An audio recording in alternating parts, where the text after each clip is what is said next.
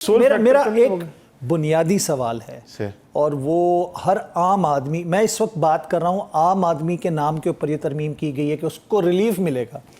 کیا اس کے اندر یہ پیرامیٹرز دیے گئے ہیں کہ ججز کتنے عرصے میں فیصلے کریں گے کیسز کے؟ نہیں سر، ابھی تک تو صرف اس پہ تو کوئی بات ہی نہیں ہوئی. یہ جج کی ثوابدید ہے کہ وہ 1 سال میں نمٹاتا ہے یا 10 سال میں نمٹاتا ہے. جی ایسی ہے. یہ بہرحال ٹائم لمٹ کوئی میں نے جو مطالعہ جس حد تک کیا تو وہ ٹائم فریم اس میں نہیں ہے. تو اس کا مطلب تو یہ ہوا کہ پھر وہ جو کیس جو ہے وہ ڈسپوزل پہ ہے جج صاحب کی، کہ انہوں نے چھٹیاں لے لی ہیں، وہ تعطیلات پہ چلے گئے ہیں، یا ان کا موڈ خراب ہے یا طبیعت ناساز ہے، تو وہ چھٹی لے کے جو مہینوں بعد کیس لگتا ہے وہ پھر آگے مہینوں تک منتقل ہو جائے گا. یعنی کہ اس کی جو نیکسٹ پیشی ہوا کرے گی، عام سائلین جو ہیں جو انصاف کے حصول کے لیے عدالتوں کے دھکے کھاتے ہیں، ان کے لیے معاملات وہی کہتے ہیں نا اسکوئر ٹو زیرو آ جائے گا. سر جہاں تک یہ بات ہے تو 26ویں ترمیم میں ایک اور چیز کی گئی ہے کہ ڈسپوزل جو جج صاحبان کریں گے ان کے ڈسپوزل کو بھی پارلیمنٹ پرکھے گی، اور اس بات پر ریموول آف جج بھی ہو سکتا ہے کہ اگر ڈسپوزل ٹائملی نہیں کیا گیا تو کیا اس کا اطلاق فیڈرل کانسٹیٹیوشنل کورٹ پہ ہوگا کہ نہیں ہوگا. یہ ایک اگین سوال ہے.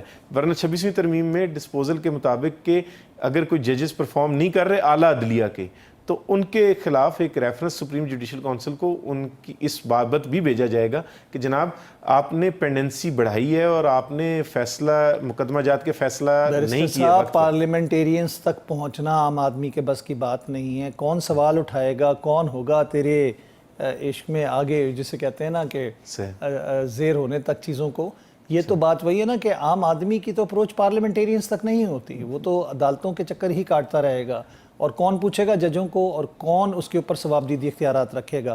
اب ایک اور چیز آ جاتی ہے کہ آپ نے ڈسٹریبیوشن آف کیسز تو کر دیے، اب 2 چیف جسٹس ہوں گے، اختیارات کا ٹکراؤ تو نہیں ہوگا؟ سر اس میں تو اب دوسری بات جو بڑی واضح طور پر آ گئی، تو لفظ پاکستان جو ہے وہ چیف جسٹس صاحب کے بھی نومنکلیچر کے آگے سے ہٹ گیا، اور سپریم کورٹ میں سے بھی لفظ پاکستان جو ہے اسی ترمیم کے تحت ہٹا دیا گیا ہے.